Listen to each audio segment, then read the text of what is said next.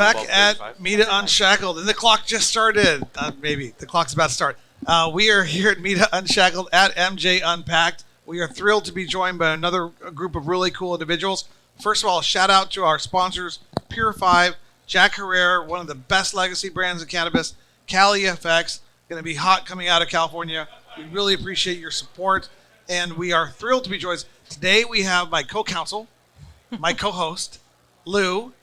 Lou, do you want to introduce yourself quickly? Lou Magazzu, Vineland, New Jersey, practicing lawyer for 40 years, and delighted to be in this space and have represented about a half a dozen clients, and a friend of yours. And happy to be here is kind of like whatever role I am, like right. Ed McMahon to your Johnny Carson, whatever it is. But you can ask the tough questions, and the way this is one of the cool ones that I like the best, where I'm getting to know Jay and I'm getting to know Greta on a personal basis. So is Lou. And we really don't know each other that well, even though we're from the same state. We really haven't hung out. But you have these conversations, MJ Unpack. Hey, Jay, how you doing? What do you do? And then you have this networking thing. We do this live on Meet Unshackled so that people can network from the comfort of their home. They can say, oh, that Greta seems like a pretty cool individual. She's got some pretty cool brands. I got to reach out to her. I didn't even know those brands existed. So we're going to get into you guys and talk about casually who you do, what do you do, where you're from, all that kind of stuff. And we will start, ladies first, with Greta. Where are you from, and how did you get into the cannabis industry? Yes, Greta Brandt. I'm president of the Flower Shop. We're a multi-state, vertically integrated operator. We have operations in Arizona, Utah. We are recently expanding to New Jersey, and then hopefully going to Florida. I entered into the cannabis industry as a lawyer. I served as general counsel for the Flower Shop for about 5 years before transitioning into operations and into the position that I am now. So unique. So I got to see the legal, the compliance aspect of it, and then understanding the business aspect was extremely helpful for me. And so what year did you start with the Flower Shop? 2016. 2016. Congratulations on that. The Flower Shop is Arizona. Great dispensary brand in Arizona. Yes. You have any clients that are looking for retail partners, Lou? I'm sure we could talk about that. Yeah. It's a wonderful brand. The stores are gorgeous. I rebranded the operations from Sky Dispensaries to the Flower Shop to really destigmatize, or at least provide the excuse for individuals to come into the facilities. We had a big problem, especially, and then removing, armed bodyguards. That was a huge thing in Arizona, that everybody wanted armed bodyguards at the entrance of your dispensaries, which is very off-putting. My job coming into this position was really trying to get more women into the industry, getting more women to be to be customers, consumers, etc. And so part of that required a flip of the switch for changing up our security guard protocols, redoing our interiors to be more reflective to what women and men would expect. Really trying to put this as a retail versus a smoke shop vibe. And so with that came just naturally progressions of, really aesthetically pleasing decor, really putting an emphasis on customer experience. I'm really proud of the team that they've done both in Arizona and Utah to implement that. And as we grow our brand over on the East Coast, I'm excited to bring that as well. And so that's your retail brand. And you also have some, and Jay, we'll get to you here in a second. And we also have some MIPS brands, manufactured infused product brands. Yes, we do. We have 4 brands. We recently launched our High Tide. This is a infused cannabis seltzer brand.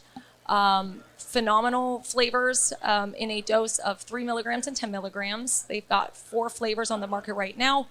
Again, we use obviously nano-emulsion, all of the, that's that type of technology to provide the quick effect to really mimic what it is to have a beer or a glass of wine. The job for me with High Tide is really trying to entice alcohol users to come and try cannabis. And through those 2 dosage forms, I believe that we will be able to be attractive to the alcohol users. We also, most excited, is we've launched a female-focused brand called Ladylike.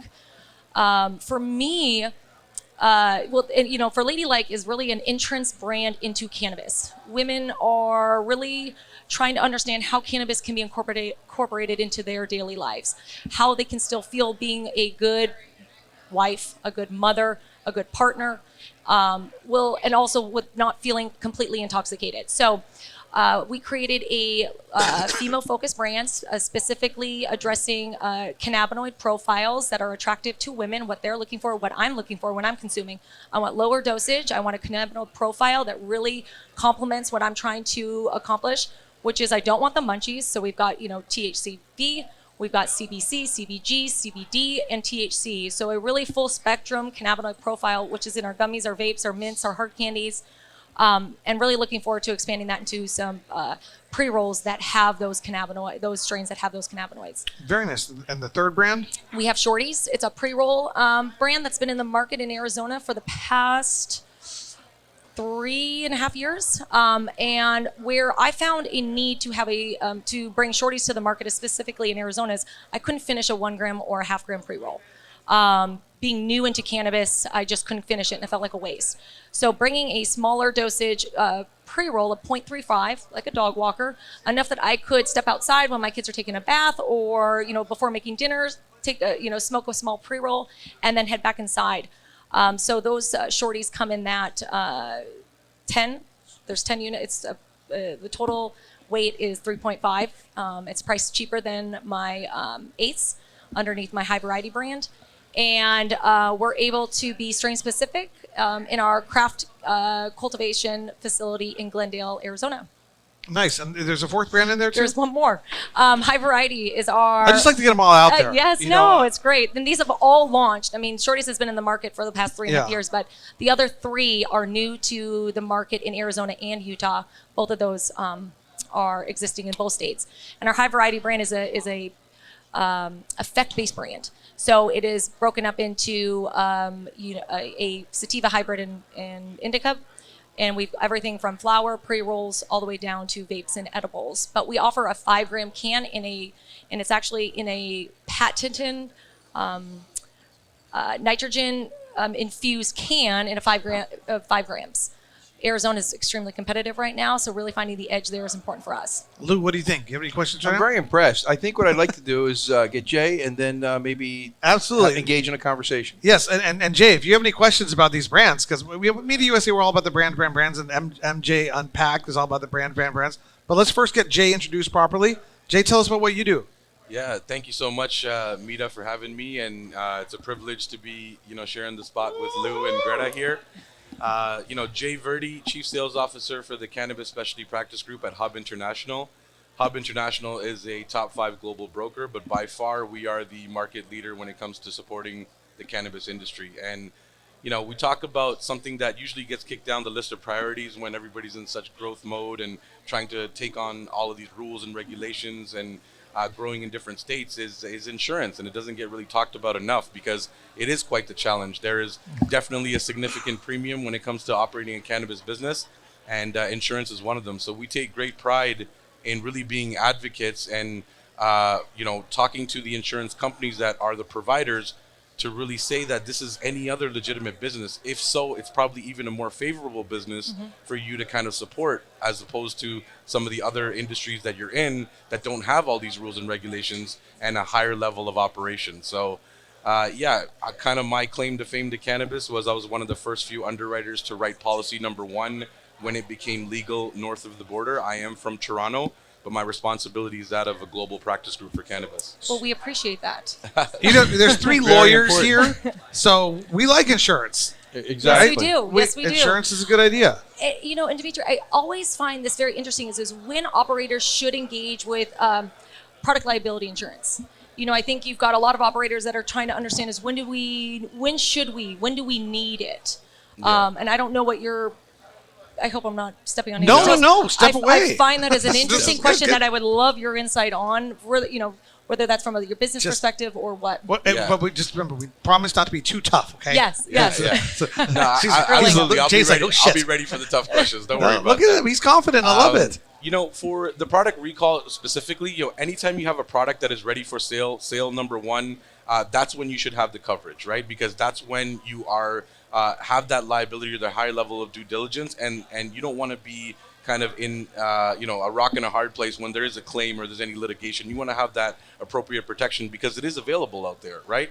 And for having the right broker or the specialized expertise as a strategic carrier partner, as you can all well appreciate, get us involved in the earlier rather than later, in the early stages of product development, so we can kind of guide you on what those costs associated are. Sometimes those costs are not baked into any kind of budgeting, and when time comes to really purchase an insurance policy, it's like, holy, this is almost 3-4 times what I'm used to paying. So again, having the wherewithal to partner with the right people is always paramount, especially in a tough industry that we're in right now. I want to really validate what you just said, and as someone who, I was a county commissioner for 15 years, I was a municipal attorney for 15 years. In private practice, I've done about $5 billion in transactions, and I've been in the cannabis space since 18, and really an aggressive way the last 2.5 years. To have you at the very beginning is critical, because it seems to me that your input as you're designing your security, your SOPs, all of the other important issues, your input is critical, because once you get that application approved on the municipal and the state level, that's kind of your Bible, I tell my clients. So it'd be very nice to have you involved at the very beginning as we're writing the Bible, because you would say, this slight difference might result in a significant premium difference or increases the chances of underwriting. So I think what Jay just said really struck me, and I think that you or someone who does what you do should be part of the team at the very beginning. Many folks, and I actually bring insurance folks in, I bring everybody in at the very beginning. I create the team at the beginning, because we are much smarter together, and it's better than halfway down. But to have your expertise at the very beginning, I think makes all the difference in the world, not only in the quality of the application and the likelihood of approval, but then living within the confines of the application. So I really appreciate your comment. Thanks for validating that, Lou. And, that's what it is, right? It's a proactive approach. A lot of insurance brokers are out there, and, insurance is in every aspect of every business, of every life, home, auto, all that stuff, right? But simply ticking the box for property and casualty, and I don't want to get too much in the technical terms of insurance, is not cutting it anymore, especially for our fast-paced cannabis industry. It's taking a proactive approach, and we take a lot of pride in having an enterprise offering. It's not just ticking the box and moving on. It's actually helping you grow your business, protecting your employees, protecting your product, protecting your profitability. And it's really important to understand that, where, again, sometimes we get calls from our clients and our prospects and our friends in the cannabis industry, and they needed the insurance yesterday or last month, or they're scrambling to provide a certificate to get into their new building, or their product is hauled up in a shipment for another state because they haven't, checked, all of the protocols and what they needed in advance. So again, and just I can to only validate speak what to you New Jersey, said. but Jay, in the application process, particularly on a local level, the difference of getting that 1 or 2 license might be literally out of a 100-point score, 2 or 3 points. And the better the story that you're telling early, and by the way, that might be the edge. Can I ask? Well, let's tie this into Greta, because I know we won't have to talk about the state, but I know you guys were recently involved in an application in a big state. Yes. And we don't have to talk about state if you don't want to. Florida. Florida, okay. Yes. Wow. So do they ask you about insurance? Do they? Yes. The fact that you probably have like product liability insurance on High Tide, Ladylike, Shorties, and High Variety. I wanted to make sure I got plugs to the names out there. And I'll get you all of those when we get back to Phoenix. High Variety. Me Yes. too, please. Yes. Okay. Yes. The fact that you probably You'll love it. I'll fly to Phoenix. You'll love it. So do you put that in your Florida application? How does that relate? Yes, yeah. So those are brands we would bring to the state. That's Right. IP and and product development that we would bring to the state, and we've indicated that in our application, which I find is, from an insurance perspective, is the performance bond. So in Utah and in Florida, we're required to have a performance bond and then a certificate of surety, or a letter of surety to say that, yes, we are insurable. Yes, you have maintained, you're able to Absolutely. obtain that performance bond. So that's part of the application, and a letter that you'd have to include in that application. We have gone through, and I find this interesting. Now the Utah is moving away from a performance bond, because it's quite of it's a high expense for something that seems ridiculous from an operator standpoint, because we know we're going to operate. We've got the cash. This is, it's nothing that we would ever let default, because the value of the licenses well exceeds the performance bond, right? Absolutely. So now Utah has, in their last legislative session, we've got them to agree to doing a cash account, a liquid cash account, in equivalent to the performance bond. it's going to be interesting of how they're going to roll that out. It's rolling out next month, but how they're going to verify whether or not I can use my operating, your operating account as that liquid cash account, because at no time is it going to go lower, or at least from an established operator, lower than the $1 million. And so it's going to be interesting to see how that rolls out. Florida has a $5 million performance bond. So that is a high interest and a high premium that you've got to pay. I mean, it's likely around $40,000 to $50,000 of something that you'll never touch, never use, but it's got to be baked into the cost. And so ultimately those costs get passed on through your cost of goods, which obviously, scaling your size of your organization can drop those costs, so you're not passing that along to your patients. Greta, it's almost barriers of entry, right? Yeah. You create all these barriers of entry so that people can, be more in favorable terms, and it's really harder to get through. But kudos to you on navigating that process. And again, each state is going to have their own set of financial requirements for the application, own set of insurance requirements to not only obtain the license but also maintain it as well. So, navigating that is tough. There's some wonky laws in a couple of other states that I don't want to, put a spotlight on too much. But again, from a meetup perspective in the Southwest, we have great presence out in Arizona and New Mexico and Utah. And again, from when I started our practice group, where there was about 30, 40 very talented individuals across the nation, we have almost 300 plus members and growing across North America.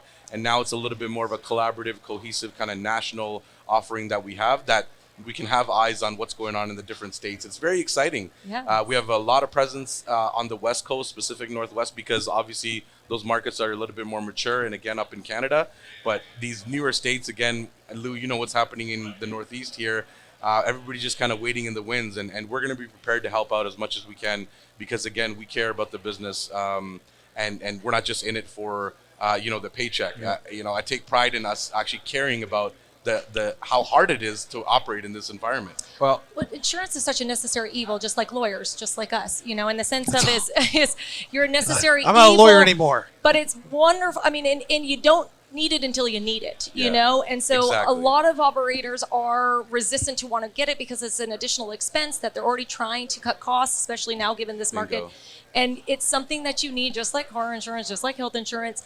You need it when you need it. And especially in this industry, there's always something going wrong. Yeah, and I'm really happy you said that, because again, in the cannabis industry, it's not the traditional AIGs, Chubbs, Travelers, those name brand large insurance companies, because they actually are not allowed to play in the cannabis space. Yep. They have exclusions, they have treaty exclusions, and it's actually against the law and their agreements to play in the cannabis space. So we have specialty niche MGA carriers that kind of beat by their own drum. So we hold them accountable as well. We make sure that we help them draft the appropriate wordings so that there's no surprises at the end of the day when you do need the insurance. And you brought up a great point, the necessary evil. I always try to tell my friends and clients to not treat it as such a evil expense, and use it as an asset tool to really protect your balance sheet. And if you kind of think about it that way, then you'll know the value of it when, God forbid, something does happen. On behalf of New Jersey, I can only speak for New Jersey, welcome.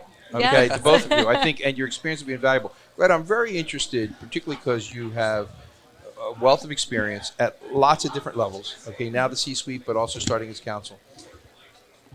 I'm very curious about the changes that you see and the challenges and opportunities from 2016 to today, from Arizona and Utah to New Jersey, New York, Pennsylvania, all a little bit different. I would argue it's selfishly, but also I believe it. I think New Jersey has a leg up because I think they did it right with health, and I think they're pivoting very well. But I'd be very interested, based on your wealth of experience and the breadth of it, what would be, to those other folks who are listening, the challenges and opportunities that you see? Obviously, money is a different world. Right. Okay, we all know about that, and it may very well be part of your response. But I'm really interested, like globally, what you think about. Absolutely. Yeah, money obviously, is a necessity in growing your enterprise. And so you're always caught in a rock and a hard place with money and then your labor, right? Yes. The human element is the most important. You can always find money, you can always figure that out. Another deal can be made, but the human element is the biggest and most important job that I have, is creating that team that can allow for expansion. Building a team is, number one, the most number one priority, investing in those individuals and looking forward to say is what do I want to do? How do I want to expand in all different facets of the enterprise, whether that's, R&D. That means I've got to go find chemists. I want to go find the individuals that can develop those things. It might be a heavy cost to bear and carry on, but you're always developing product in different SKUs to meet the market demand. We're constantly evolving our formulations. You're constantly looking for new SKUs to bring to the market. And what SKUs do you want to take off? So a challenge, and I want to say, is it more of like an opportunity, is really getting to know your marketplace, really understanding who your customers are at your store. Arizona is challenging because it feels like it's always changing in front of you. You're always kind of keeping up with what is the demand, what are they wanting today, and it plays into what other brands are coming into the market, what deals that they're making. My challenge in Arizona is the discounts, is really discounting the value of those brands and the work that people have put in to bring that to the market. I think is really disheartening for me to see, because it is extremely hard to get a finished product to market. What I've seen from 2016 to now is an immense amount of regulation, the step up of regulation. And so you're constantly pivoting. And in this industry, like we all are, we're very familiar and experienced in pivoting.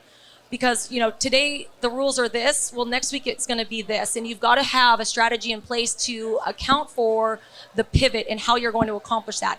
So making sure everybody on your team is well versed in that, is huge. I like that. I think it's fascinating, and it keeps you on your toes. So you're constantly fine-tuning your operations. You're constantly looking for an edge in the market, because you have to. Otherwise, if you're not sprinting, you're dead. In this industry, it is moving so fast. You've got to keep your eye on the ball, which is why having a very talented legal team, having a very talented compliance team keeps you out of trouble. Keep having a very talented R&D team that is creating those products to bring to market, and having your operations team who are well established in their SOPs. They understand those processes and that customer experience. Those are the things that really differentiate you as a operator in the state, but you can get hung up on one piece of that.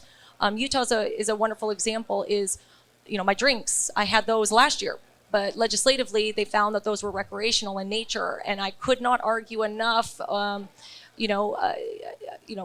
pros for it, because it really, who we brought it to market for was really cancer patients, those that could not smoke.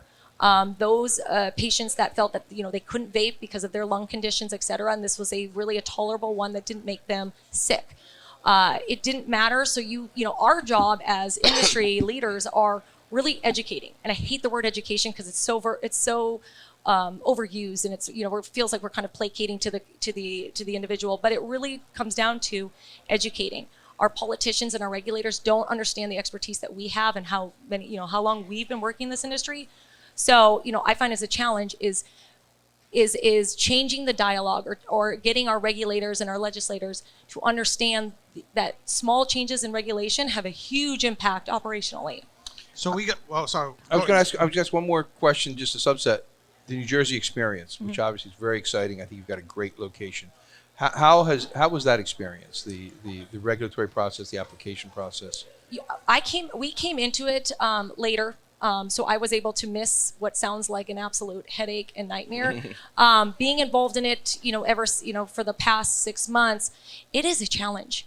It's something very different than I've experienced in other states. It is extremely political. And Utah is extremely political. It just is. Arizona, I would find, is the best state that it has politics has been removed, but it has its own challenges. They've done well. They've done well. Yeah. But Utah has been wonderful too, in the sense of you've got regulators that want to work with industry. There's a difference.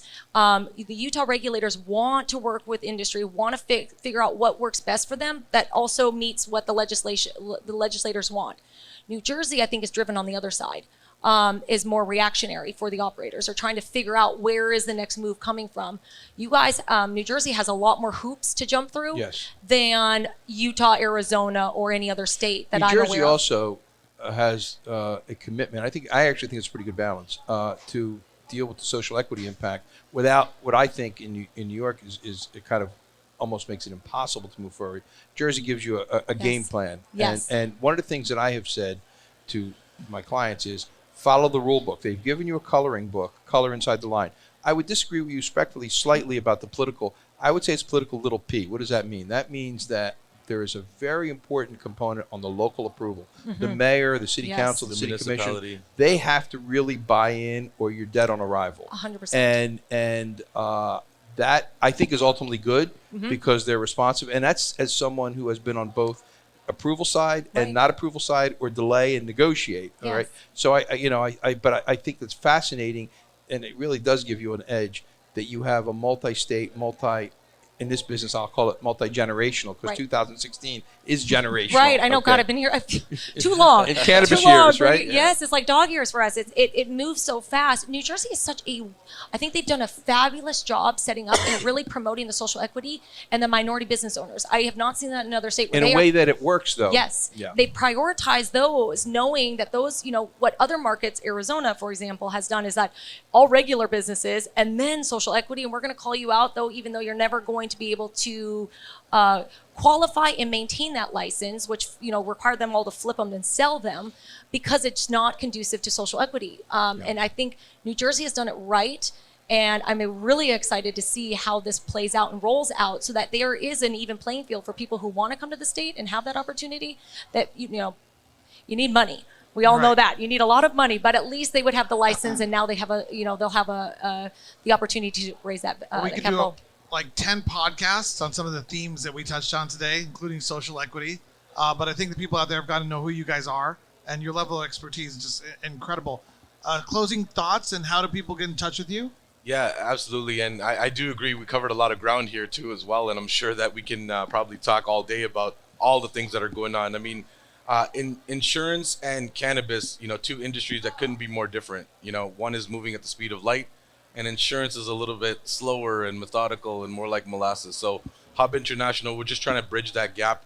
Everybody's learning, as you mentioned that piece, we're all learning together. And, we take pride in kind of coaching our clients and actually coaching the insurance industry to bridge those two gaps. And, if you want to reach out to the industry leader, hubinternational.com/cannabis. And one of our great team members will be able to kind of navigate you through your journey in becoming successful in the cannabis industry.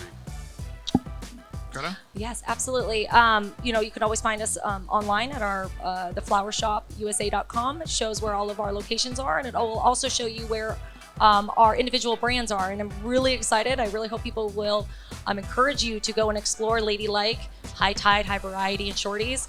And you would all find that on the website.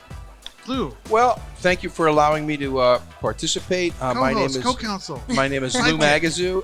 Lou at lnmlaws.com. If you're looking to come into New Jersey, and I would just say, I think New Jersey is really a spectacular opportunity, particularly over the next couple of years, because I think we have done a lot of things right, and would love to speak with folks. And I have the opportunity to. I've got the time and the opportunity and the interest. We've done like 100. Possibly Media Unshackled now with probably like 300. Who knows how many members of the industry since ICB's? It's been a long time, and you've co-hosted like 3 or 4. I know. I'm sending a bill at some point. I think you are. I'm enjoying it. You are like my Ed McMahon, but better because you just jump in there with questions. Well, thank you. You should co-host more. I'm available at any time. Absolutely. I think we should do this again more. Sure, we'll do a road show. Yes. Yeah, well, we try to keep them short because people tune out after like 20, 25 minutes. But not this one, I don't think. Yeah, absolutely. We could do absolutely more. But we also have a schedule of people behind us here right now that are waiting to get on. But we will do another one. Absolutely. Yeah. We could probably do a whole one on each of your brands, which is fantastic. Yeah. We could do a whole one on your legal career. We could do a dozen on you. We could do all kinds of stuff. So this has been another episode of Media Unshackled. Thank you to Pure 5, Jack Herrera, Cali FX, our sponsors. I got to get used to saying that. Usually we don't take sponsors. We do this stuff for free. That's what Media does. But we're getting a little bit of support now, which is kind of nice. So thank you guys for being here, and we will see you in another episode of Media Unshackled. Thank you.